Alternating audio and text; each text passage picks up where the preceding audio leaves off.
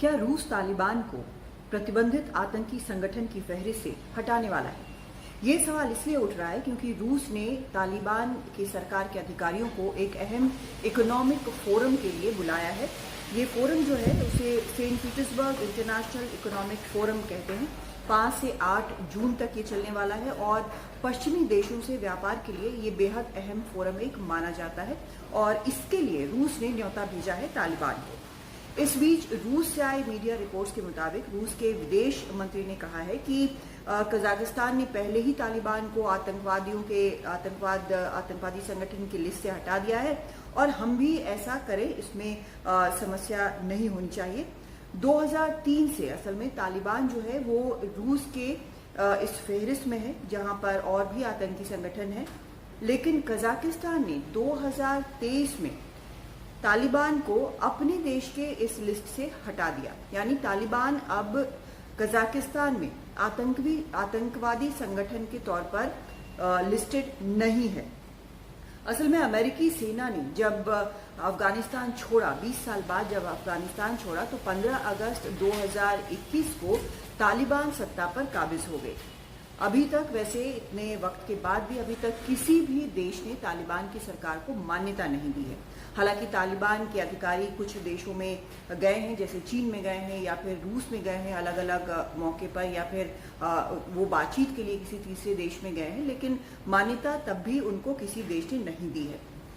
अब रूस का जहां तक सवाल है कि रूस में वो कई बार गए हैं, अंतर्राष्ट्रीय प्रतिबंधों के बावजूद रूस ने तालिबान से संबंध रखा है और बातचीत की है कई दौर की, काबुल के साथ व्यापार को बढ़ावा दिया है।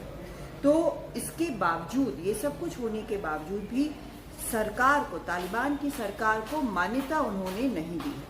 और अब जो सामने आ रहा है वो ये कि जो प्रतिबंधित आतंकवादी संगठन की लिस्ट है उसमें से तालिबान को हटाया जा सकता है और इसके बारे में जानकारी वहाँ के विदेश मंत्रालय ने और कानून मंत्रालय ने राष्ट्रपति पुतिन को भी जानकारी दे दी है। ये भी खबर आई है कि लैवरोव जो हैं, जो वहाँ के विदेश मंत्री हैं सर्गेई लैवरोव, उन्होंने कहा है कि ये फैसला इसलिए वो लेना चाहते हैं क्योंकि इसके पीछे ज़मीनी हकीकत है। ये एक रियलिटी है, एक सच है कि तालिबान आज की तारीख में काबुल पर, अफगानिस्तान पर शासन कर रहा है और इससे वो बेरुखी नहीं दिखा सकते और इसको नज़रअंदाज नहीं कर सकते। जो सेंट्रल एशिया के बाकी देश हैं वो भी इस फैक्ट को नज़रअंदाज नहीं कर रहे हैं।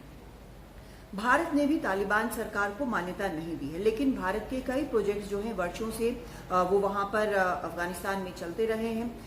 कई इंफ्रास्ट्रक्चर प्रोजेक्ट्स हैं। कुछ वक्त पहले भारत के वरिष्ठ अधिकारी अफगानिस्तान गए थे, इन प्रोजेक्ट्स का उन्होंने दौरा भी किया था, वहाँ के अधिकारियों से उन्होंने बात भी की थी। लेकिन भारत की एक सिर्फ टेक्निकल टीम जो है भारत के वहाँ पर दूतावास में मौजूद है।